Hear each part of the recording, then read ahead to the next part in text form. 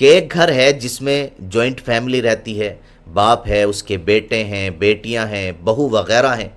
तो अब कुर्बानी कौन करेगा? बाप करेगा या बेटे करेंगे या दोनों करेंगे या घर में रहने वाले मर्द औरत सब करेंगे?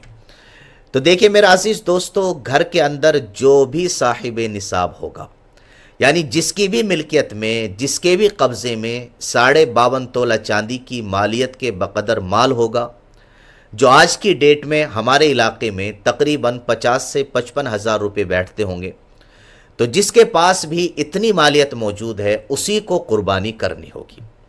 अगर घर के अंदर बाप जिम्मेदार है और बेटे जितना भी कमाते हैं वो सब का सब बाप के हवाले कर देते हैं और बाप को ही मालिक बना देते हैं, और बेटों के पास उतनी मालियत नहीं रहती, सिर्फ अपने खर्चे के कुछ पैसे होते हैं, तो बाप पर कुर्बानी वाजिब है, बेटों पर नहीं है।